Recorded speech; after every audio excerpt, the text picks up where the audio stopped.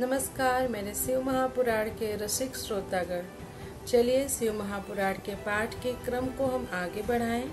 इसके पहले कर लेते हैं शिव पार्वती की वंदना और आप कर लीजिए साथ ही साथ शिव महापुराण के पवित्र ग्रंथ का दर्शन।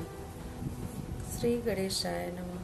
कर्पूर गौरम करुणावतारम संसार सारम भुजगेन्द्रहारं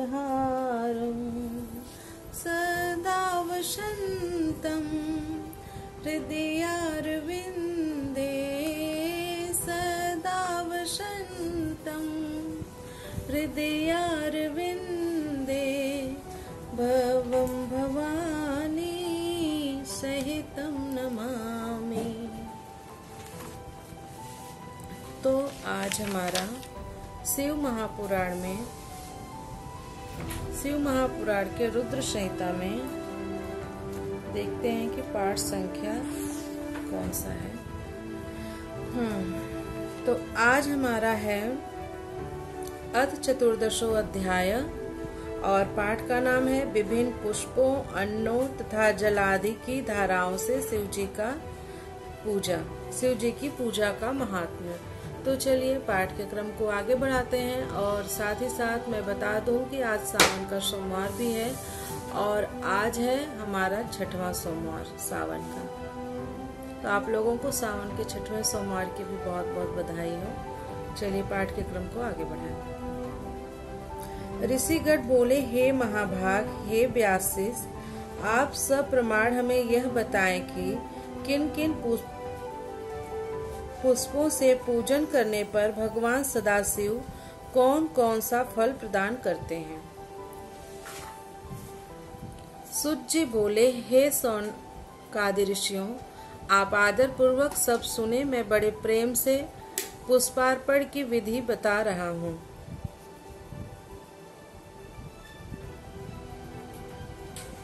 देवर्षि नारद ने भी इसी विधि को विधाता ब्रह्मा जी से पूछा था। तब उन्होंने बड़े ही प्रेम से शिव पुष्पार्पण की विधि बताई थी। ब्रह्मा जी बोले, हे नारद, लक्ष्मी प्राप्ति की इच्छा वाले को कमल, बिल्वपत्र यानी बेलपत्र, सतपत्र और शंख पुष्प से भगवान शिव की पूजा करनी चाहिए। हे विप्र, यदि 1,00,000 की संख्या में इन पुष्पों द्वारा भगवान शिव की पूजा की जाए तो सारे पापों का नाश होता है और लक्ष्मी की भी प्राप्ति हो जाती है, इसमें संशय नहीं है। 20 कमलों का एक प्रस्थ बताया गया है और 1 सहस्त्र बिल्वपत्रों का आधा प्रस्थ कहा गया है। 1 सहस्त्र सतपत्र से आधे प्रस्थ की परिभाषा की गई है। 16 पलों का एक प्रस्थ होता है और 10 टंकों का एक पल।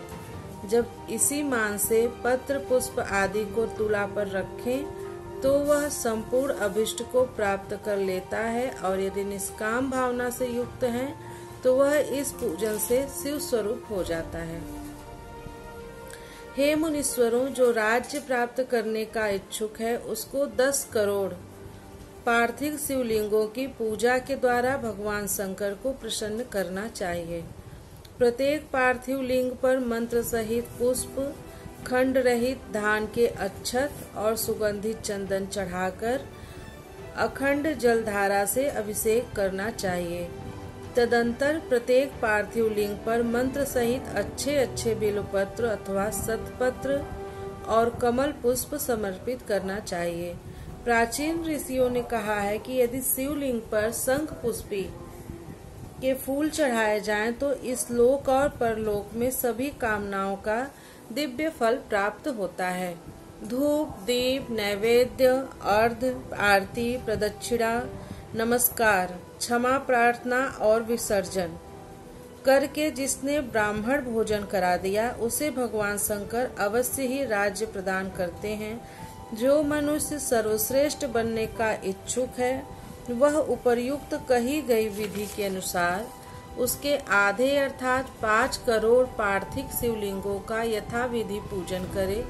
कारागार में पड़े मनुष्य को 1,00,000 पार्थिव लिंगों से भगवान शंकर की पूजा करनी चाहिए और यदि रोगग्रस्त हो तो उसे उस संख्या के आधे अर्थात 50,000 पार्थिव लिंगों से शिव का पूजन करना चाहिए।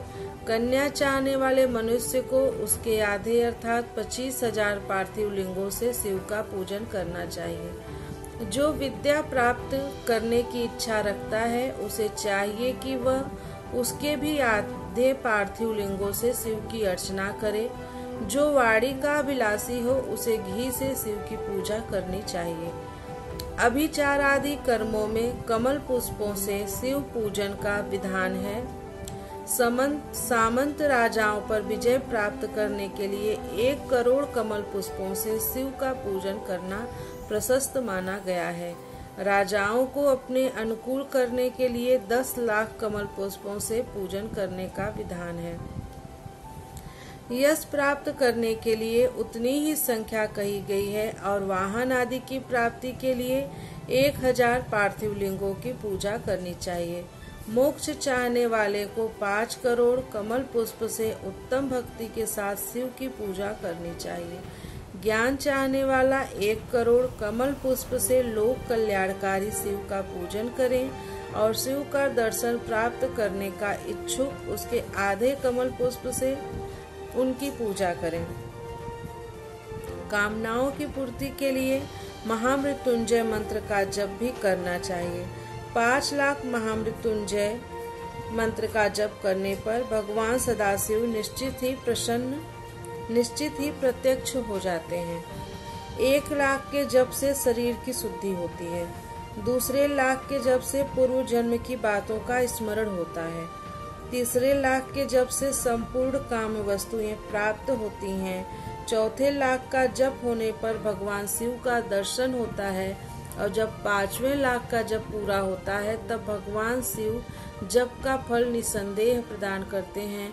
इसी मंत्र का 10 लाख जप हो जाए तो संपूर्ण फल की सिद्धि होती है। जो मोक्ष का अभिलाषा रखता है वह 1 लाख दर्भों द्वारा शिव का पूजन करे। मुनिश्रेष्ठ शिव की पूजा में सर्वत्र लाख की ही संख्या समझनी चाहिए। आयु की इच्छा वाला पुरुष 1 लाख दुर्वाओं द्वारा पूजन करे। जिसे पुत्र की अभिलाषा हो वह धतूरे के 1 लाख फूलों से पूजा करे। आयु की इच्छा वाला पुरुष 1 लाख दुर्वाओं द्वारा पूजन करे। जिसे पुत्र की अभिलाषा हो वह धतूरे के 1 लाख फूल से पूजा करे। लाल डंठल वाला धतूरा पूजन में शुभदायक माना गया है। अगस्त्य के फूलों से पूजा करने वाले पुरुष को महान यश की प्राप्ति होती है। यदि तुलसी दल से शिव की पूजा करें तो उपासकों को भोग और मोक्ष का फल प्राप्त होता है। देखिए, इसके पहले कुछ लोग कहते हैं कि शंकर भगवान जी को तुलसी दल नहीं चढ़ाना चाहिए, लेकिन शिव महापुराण में देखिए लिखा है कि तुलसी दल से शिव की पूजा करें तो उपासक को भोग और मोक्ष फल प्राप्त होता है। तो इसलिए अब आप लोग भी तुलसी दल तो बड़े आराम से मिल जाता है, शंकर भगवान जी को जरूर चढ़ाया कीजिए। लाल और सफेद मदार, आपा मार्ग और कल्हार के फूलों द्वारा पूजा करने से प्रताप की प्राप्ति होती है। अड़हुल यानी गुड़हल के फूलों से की हुई पूजा शत्रु विनाशक कही गई है। करवीर के 1 लाख फूल यदि शिव पूजन के उपयोग में लाए जाएं तो वे यहाँ रोगों का उच्चाटन करने वाले होते हैं। बंधुक गुलदुपहरिया के फूलों द्वारा पूजन करने से आभूषण की प्राप्ति होती है। चमेली से शिव की पूजा करके मनुष्य वाहनों को उपलब्ध करता है, इसमें संशय नहीं है। अतसी के फूलों से महादेव जी का पूजन करने वाला पुरुष भगवान विष्णु का प्रिय हो जाता है। समी पत्रों से पूजा करके मनुष्य मोक्ष प्राप्त कर लेता है। बेला के फूल चढ़ाने पर भगवान शिव अत्यंत शुभ लक्षणा पत्नी प्रदान करते हैं। जूही के फूलों से पूजा की जाए तो घर में कभी अन्न की कमी नहीं होती। कनेर के फूलों से पूजा करने पर मनुष्य को वस्त्र संपदा की प्राप्ति होती है। सेंदुआरी या सेफालिका के फूलों से लोक में शिव का पूजन किया जाए तो मन निर्मल होता है। 1,00,000 बिल्व पत्रों से पूजन करने पर मनुष्य अपनी सारी कामनाओं को प्राप्त कर लेता है। हर श्रृंगार के फूलों से पूजा करने पर सुख संपत्ति की वृद्धि होती है। ऋतु में पैदा होने वाले फूल यदि शिव की पूजा में समर्पित किए जाएं तो वे मोक्ष देने वाले होते हैं, इसमें संशय नहीं है। राई के फूल शत्रुओं के लिए अनिष्टकारी होते हैं। इन फूलों को 1,00,000 की संख्या में शिव के ऊपर चढ़ाया जाए तो भगवान शिव प्रचुर फल प्रदान करते हैं। चंपा और केवड़े को छोड़कर अन्य कोई ऐसा फूल नहीं है जो भगवान शिव को प्रिय न हो। अन्य सभी पुष्पों को समर्पित करना चाहिए। केवल चंपा और केवड़े का फूल शंकर भगवान को पसंद नहीं है। हे सत्तम, अब इसके अनंतर शंकर के पूजन में धान्यों का प्रमाण तथा उनके अर्पण का फल, यह सब प्रेम पूर्वक सुनिए। हे विप्र, महादेव के ऊपर परम भक्ति से अखंडित चावल चढ़ाने से मनुष्यों को लक्ष्मी बढ़ती है, लक्ष्मी की प्राप्ति होती है। 6.5 प्रस्थ और 2 पल भर चावल संख्या में 1,00,000 हो जाते हैं, ऐसा लोगों का कहना है। रुद्र प्रधान मंत्र से पूजा करके भगवान शिव के ऊपर बहुत सुंदर वस्त्र चढ़ाएं और उसी पर चावल रखकर समर्पित करें तो उत्तम है। तत्पश्चात उसके ऊपर गंध पुष्प आदि के साथ एक श्रीफल चढ़ाकर धूप आदि निवेदन करें तो पूजा का पूरा फल प्राप्त होता है। प्रजापति देवता से चिन्हांकित 2 चांदी के रुपए अथवा मास संख्या में उपदेष्टा को दक्षिणा देनी चाहिए, अथवा यथाशक्ति जितनी दक्षिणा हो सके उतनी दक्षिणा बताई गई है। वहां शिव के समीप 12 ब्राह्मणों को भोजन कराएं। इससे मंत्र पूर्वक सांगोपांग लक्ष्य पूजा संपन्न होती है। जहाँ 100 मंत्र जपने की विधि हो वहाँ 108 मंत्र जपने का विधान बताया गया है। 1,00,000 पल तिलों का अर्पण पातकों का नाश करने वाला होता है। 11 पल यानी 64 मासा में 1,00,000 की संख्या में तिल होते हैं। अतः इस परिमाण के अनुसार तिल द्वारा अपने कल्याण के लिए पूर्व की भांति पूर्वोक्त विधि से शिव की पूजा करनी चाहिए। इस अवसर पर मनुष्य को ब्राह्मणों को भोजन कराना चाहिए। इससे महापातक जन्य दुख निश्चित ही दूर हो जाता है। इसी प्रकार 1,00,000 यव से भी की गई शिव की पूजा उत्तम कही गई है। 8.5 प्रस्थ और 2 पल, 8.5 शेर 13 मासा। यव प्राचीन परिमाण के अनुसार संख्या में 1,00,000 यव के बराबर होते हैं। मुनियों ने यव के द्वारा की गई पूजा को स्वर्ग का सुख प्रदान करने वाली बताया है। फल प्राप्ति के इच्छुक लोगों को ब्राह्मणों के लिए प्रजापति देवता के द्रव्यभूत चांदी के रुपए भी दक्षिणा रूप में देना चाहिए। यह पूजा करने के पश्चात गेहूं से भी की गई शिव पूजा प्रशस्त है। यदि 1,00,000 गेहूं से शिव की पूजा की जाए तो उसकी संतति की अभिवृद्धि होती है। विधानतः आधा द्रोण यानी 8 शेर परिमाण में गेहूं की संख्या 1,00,000 होती है। शेष विधान विधि पूर्वक करने चाहिए। 1,00,000 मूंग से पूजन किए जाने पर भगवान शिव सुख देते हैं। 7.5 प्रस्थ और 2 पल, 7.5 शेर 13 मासा भर मूंग संख्या में 1,00,000 होती है, ऐसा प्राचीन लोगों ने कहा है। इसमें 11 ब्राह्मणों को भोजन कराना चाहिए। प्रियंगु यानी काकुन के द्वारा धर्माध्यक्ष परमात्मा शिव की पूजा करने पर धर्म, अर्थ और काम की अभिवृद्धि होती है। वह पूजा सभी सुखों को देने वाली है। प्राचीन लोगों ने कहा है कि एक प्रस्थ में 1,00,000 प्रियंगु होते हैं। इसके अनंतर 12 ब्राह्मणों को भोजन कराना बताया गया है। राई से की गई शिव पूजा शत्रु विनाशक कही गई है। 20 पल 30 मासा भर सरसों के 1,00,000 दाने हो जाते हैं। उन 1,00,000 सरसों के दानों से की गई शिव की पूजा निश्चित ही शत्रु के लिए घातक होती है, ऐसा कहा गया है। अरहर की पत्तियों से शिव जी को सुशोभित करके उनका पूजन करना चाहिए। शिव की पूजा करने के पश्चात एक गौ और एक बैल का दान करना चाहिए। काली मिर्च से की गई शिव की पूजा शत्रु का नाश करने वाली बताई गई है। अरहर की पत्तियों को रंग करके शिव की पूजा करनी चाहिए। यह पूजा नाना प्रकार के सुख एवं सभी अभिष्ट फलों को देने वाली है। हे मुनि सत्तम, शिव पूजा में इस प्रकार से प्रयुक्त धान्यों का परिमाण तो हमने आप लोगों को बता दिया है। हे मुनीश्वर, अब प्रेम पूर्वक 1,00,000 पुष्पों का परिमाण भी सुने। सूक्ष्म मान को प्रदर्शित करने वाले व्यास जी ने एक प्रश्न में शंख पुष्पी के पुष्पों की संख्या 1,00,000 बताई है। 11 प्रश्न में चमेली के फूलों का मान 1,00,000 कहा गया है। इतना ही जूही के फूलों का मान है और उसका आधा राई के फूलों का मान होता है। मालती के 1,00,000 फूलों का पूर्ण मान 20 प्रस्थ है। तिल के पुष्पों का मान मल्लिका के यानी मालती के मान की अपेक्षा 1 प्रस्थ कम होता है। कनेर के पुष्पों का मान तिल के पुष्पों के मान का तिगुना कहा गया है।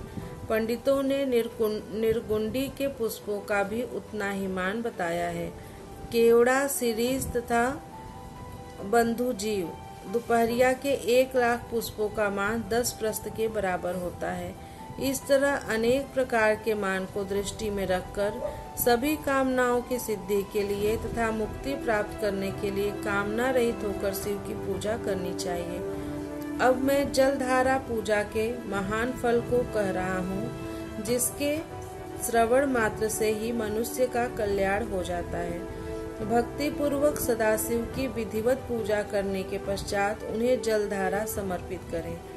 सन्निपात आदि यानी ज्वर में होने वाले प्रलाप की शांति के लिए भगवान शिव को दी जाने वाली कल्याणकारी जलधारा शतरुद्रीय मंत्र से, 11 रुद्र से, रुद्र मंत्रों के जप से, पुरुष सूक्त से, 6 ऋचाओं वाले रुद्र सूक्त से, महामृत्युंजय मंत्र से, गायत्री मंत्र से अथवा शिव के शास्त्रोक्त नामों के आदि में प्रणव और अंत में नमः पद जोड़कर बने हुए मंत्रों द्वारा अर्पित करना चाहिए।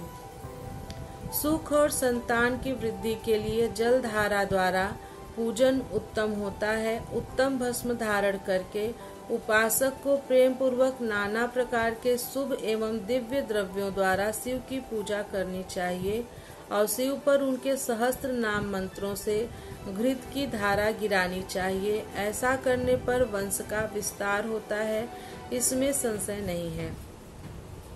इस प्रकार यदि 10,000 मंत्रों द्वारा शिव जी की पूजा की जाए तो प्रमेह रोग की शांति होती है और उपासक को मनोवांछित फल की प्राप्ति हो जाती है। यदि कोई नपुंसकता को प्राप्त हो तो वह घी से शिव जी की भली भांति पूजा करे। इसके पश्चात ब्राह्मणों को भोजन कराए। साथ ही उसके लिए मुनीश्वरों ने प्रजापत्य व्रत का भी विधान किया है। यदि बुद्धि जड़ हो जाए तो उस अवस्था में पूजक को केवल शर्करा मिश्रित दुग्ध की धारा चढ़ानी चाहिए। ऐसा करने पर उसकी बृहस्पति के समान उत्तम बुद्धि हो जाती है। जब तक 10,000 मंत्र न हो जाएं, तब तक दुग्ध धारा द्वारा भगवान शिव का पूजन करते रहना चाहिए। जब शरीर में अकारण ही उच्चाटन होने लगे, जी उचट जाए, जहाँ कहीं भी प्रेम न रहे, दुख बढ़ जाए और अपने घर में सदा कलह होने लगे, तब पूर्वोक्त रूप से दूध की धारा चढ़ाने से सारा दुख नष्ट हो जाता है। शत्रुओं को संतप्त करने के लिए पूर्ण प्रयत्न के साथ भगवान शंकर के ऊपर तेल की धारा अर्पित करनी चाहिए। ऐसा करने पर निश्चित ही कर्म की सिद्धि होती है। सुगंधित तेल की धारा अर्पित करने पर भोगों की वृद्धि होती है। यदि मधु की धारा से शिव की पूजा की जाए तो राज्य यक्ष्मा का रोग दूर हो जाता है। शिव जी के ऊपर ईख के रस की धारा चढ़ाई जाए तो वह भी संपूर्ण आनंद की प्राप्ति कराने वाली होती है। गंगा जल की धारा तो भोग और मोक्ष दोनों फलों को देने वाली है। ये सब जो धाराएं बताई गई हैं, इन सबको मृत्युंजय मंत्र से चढ़ाना चाहिए। उसमें भी उक्त मंत्र का विधानतः 10,000 जप करना चाहिए और 11 ब्राह्मणों को भोजन कराना चाहिए। हे मुनीश्वर, जो आपने पूछा था वह सब मैंने आपको बता दिया। संसार में सदाशिव की यह पूजा समस्त कामनाओं को पूर्ण करने में समर्थ और सफल है। भक्ति पूर्वक यथाविधि स्कंद और उमा के सहित भगवान शंभु की पूजा करके भक्त जो फल प्राप्त करता है उसे जैसा सुना है वैसा ही कह रहा हूँ। वह इस लोक में पुत्र पौत्र आदि के साथ समस्त सुखों का उपभोग करके अंत में सभी सुखों को देने वाले शिवलोक को जाता है। वह भक्त वहाँ करोड़ों सूर्य के समान दिव्यमान तथा सभी कामनाओं को पूर्ण करने वाले विमानों पर गान वाद्य यंत्रों से युक्त रुद्र कन्याओं से घिरकर बैठे हुए शिव रूप में प्रलय पर्यंत पीड़ा करता है। तदंतर अविनाशी परम ज्ञान को प्राप्त करके मोक्ष को पा लेता है। इस प्रकार श्री शिव महापुराण के अंतर्गत द्वितीय रुद्र संहिता के प्रथम खंड में सृष्टि उपाख्यान में शिव पूजन वर्णन नामक 14वां अध्याय पूर्ण हुआ। प्रियम शंकरम सर्वनाथम नमामि। हर हर महादेव। हरे नमः हरे नमः हरे नमः। ओम नमः पार्वती पतये। हर हर महादेव। मिलती हूँ अगली कथा में। तब तक आप लोग मन लगा के कथा सुनिए और इस कथा को अपनी फैमिली और दोस्तों में भी जरूर शेयर कीजिएगा। कथा सुनने के लिए आप लोगों का बहुत बहुत धन्यवाद।